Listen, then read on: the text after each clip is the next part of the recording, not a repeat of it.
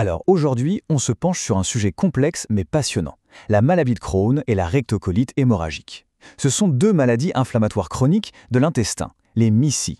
De prime abord, elles se ressemblent beaucoup, mais on va voir que leurs différences sont en fait absolument cruciales. Ok, pour commencer, il faut bien comprendre de quoi on parle.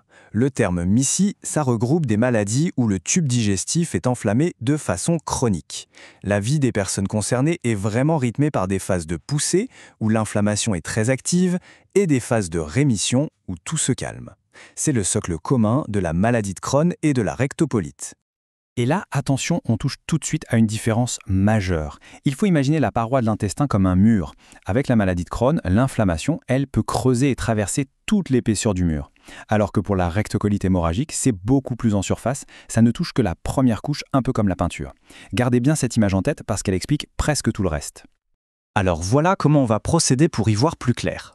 D'abord, on va voir leur origine commune. Ensuite, on explorera les causes, on fera une sorte de cartographie de l'inflammation, on parlera des symptômes et du diagnostic, et on terminera par les complications et les traitements. C'est parti. Allez, on plonge dans le vif du sujet. Même si ce sont deux maladies bien distinctes, elles viennent de la même grande famille et partagent donc des racines très profondes. En fait, à la base de tout ça, il y a un mécanisme assez dingue. Chez certaines personnes qui ont une prédisposition génétique, le système immunitaire s'emballe. Il est censé nous protéger, mais là, il se met à attaquer les bactéries qui vivent normalement et pacifiquement dans notre intestin. Et cette attaque, ça déclenche une inflammation qui ne s'arrête plus. C'est vraiment le moteur commun à Crohn et à la rectocolite. Mais alors, qu'est-ce qui déclenche cette réaction complètement inappropriée du système immunitaire? Eh bien, ce n'est pas si simple. C'est en fait une combinaison de plusieurs facteurs. Ce qu'on sait, c'est qu'il y a tout un tas de facteurs environnementaux qui peuvent jouer un rôle. Par exemple, une hygiène un peu trop poussée pendant l'enfance, notre alimentation moderne, la prise répétée d'antibiotiques, ou même le stress. Tout ça, ça peut perturber l'équilibre fragile de notre microbiote. On appelle ça la dysbiose. Et c'est souvent cette dysbiose qui est l'étincelle qui met le feu aux poudres chez une personne prédisposée. Alors là, accrochez-vous parce que c'est l'un des trucs les plus contre-intuitifs. Le tabac. Pour la maladie de Crohn, c'est un ennemi juré. Ça aggrave vraiment les choses. Mais, et c'est ça qui est fou, pour la rectocolite hémorragique, il semble avoir un effet protecteur. C'est une des différences les plus nettes et franchement les plus intrigantes entre les deux maladies. Et ce n'est pas fini, il y a une autre bizarrerie du même genre avec l'appendicite. Le fait de se faire opérer de l'appendicite avant l'âge de 20 ans, ça augmente le risque de développer une maladie de Crohn. Mais à l'inverse, ça diminue le risque d'avoir une rectocolite hémorragique. Ces effets totalement opposés, ça nous montre bien qu'on a affaire à deux entités bien distinctes. Bon, maintenant on arrive au cœur du réacteur si on peut dire, l'élément qui permet vraiment de les différencier. Où et comment l'inflammation se manifeste dans le corps.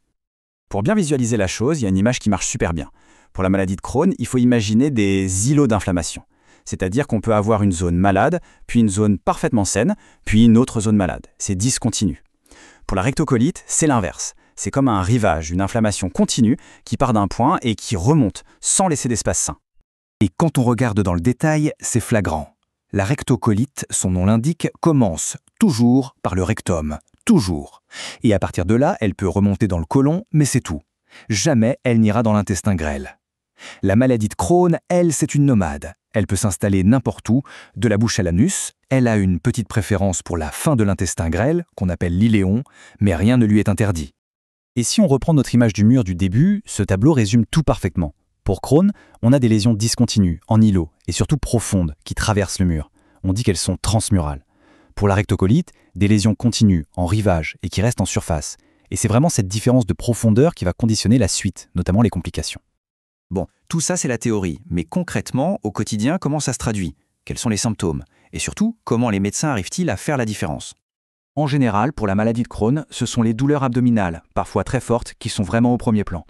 Pour la rectocolite hémorragique, le symptôme qui doit tout de suite alerter, c'est la présence de sang et de glaire dans les selles. C'est ce qu'on appelle des rectorragies. C'est vraiment le signe le plus caractéristique. Ok, mais on peut se dire, si les symptômes peuvent parfois se ressembler, comment les médecins font-ils pour être sûrs à 100%? Pour ça, il leur faut toute une panoplie d'outils. Eh bien, pour poser le diagnostic, c'est un peu un travail d'enquêteur. On commence avec des prises de sang et un test très utile, la calprotectine fécale, qui mesure l'inflammation directement dans l'intestin. Mais l'examen roi, ça reste la coloscopie. Ça permet d'aller voir directement à l'intérieur, de prélever des petits morceaux pour analyse, les biopsies et de dessiner la fameuse carte de l'inflammation.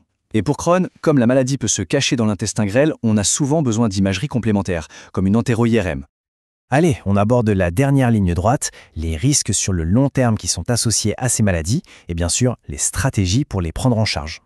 Et là encore, c'est la fameuse profondeur des lésions qui va tout expliquer.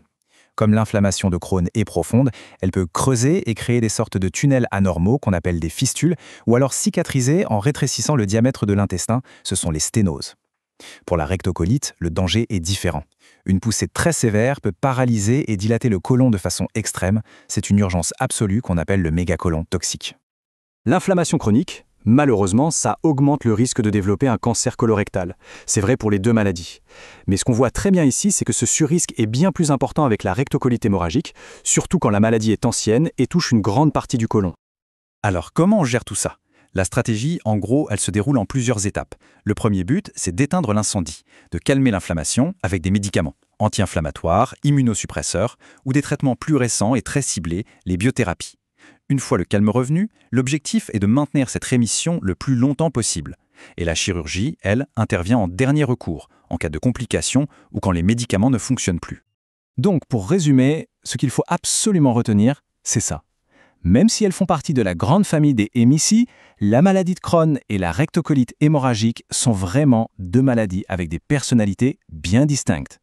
Leurs chemins se séparent sur la carte de l'inflammation, sur les complications et, par conséquent, sur la manière de les traiter. Et tout ça, ça nous amène à une dernière question. Une question qui regarde vers l'avenir. Plus la recherche avance, plus on comprend les rôles subtils du microbiote et de notre système immunitaire. Alors, est-ce qu'on peut imaginer que demain, on aura des traitements qui s'attaquent à la racine commune de ces maladies, au point de peut-être brouiller les frontières thérapeutiques qu'on connaît aujourd'hui ? C'est une question ouverte, et c'est la recherche qui nous apportera la réponse.